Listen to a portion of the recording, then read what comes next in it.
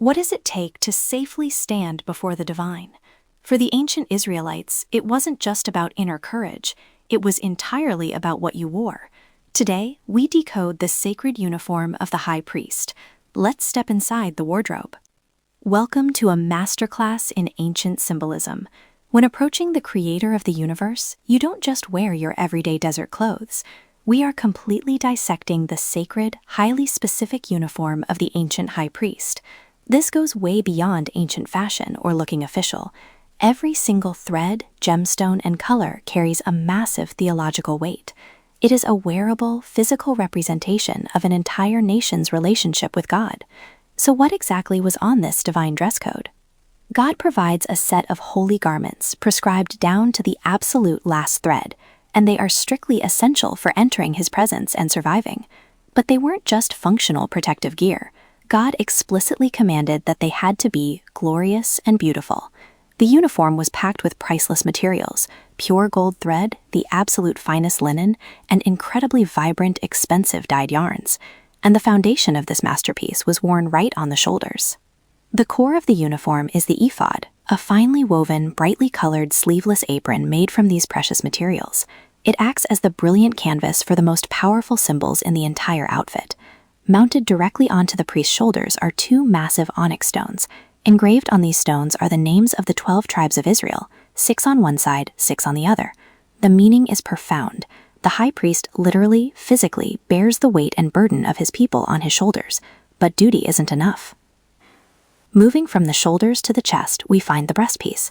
This is a beautifully crafted pouch worn directly over the priest's heart. It features a dazzling, perfectly ordered display of 12 different precious gemstones arranged in 4 neat rows. Each stone is carefully engraved with a specific tribe's name. If the shoulders represent the heavy burden of leadership and duty, the heart represents deep affection and intimacy. He carries the people with profound, enduring love. As the high priest journeys into the most sacred space, the uniform engages a totally different human sense: sound.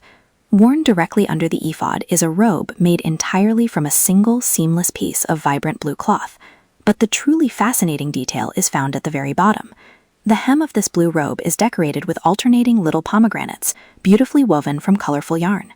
In the ancient world, pomegranates were the ultimate symbol of abundant life and fruitfulness. But between these pomegranates hung something much more critical. Between the woven pomegranates are tiny, fully functional bells made of pure solid gold. As the high priest moves around inside the holy place, performing his duties out of sight, these bells ring out. This wasn't just a musical aesthetic. The tinkle of the bells was a literal, audible signal to the anxious people waiting outside that the high priest was still alive and moving. It was a life-or-death confirmation that his service was being accepted by God. Finally, we reach the headpiece. The high priest wears a fine white linen turban, but fastened to the very front of it is a small, gleaming plate of pure gold. Engraved on this golden medallion are the words, "Holy to the Lord." It is worn prominently on his forehead, so that the priest takes on any guilt or imperfection in the people's sacred gifts. Even when the people's worship is flawed, this golden seal ensures that it is completely accepted by God. It is the ultimate seal of grace. Let's summarize the 4 massive jobs this single uniform accomplishes. 1. Representation. He carries the entire nation on his shoulders and over his heart. 2. Consecration. He is physically, visibly set apart from the crowd. 3. Atonement.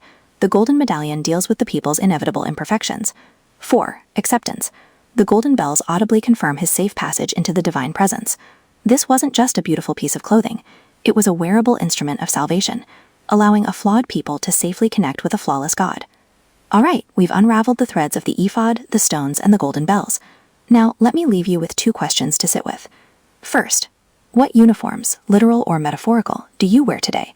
What are the things that signify your true purpose and the community you represent? Second, the high priest carried people out of duty, the shoulders, and out of love, the heart. When you lead or help others, do you use both, or do you lean too heavily on just one? Take a moment, breathe, and let them sink in.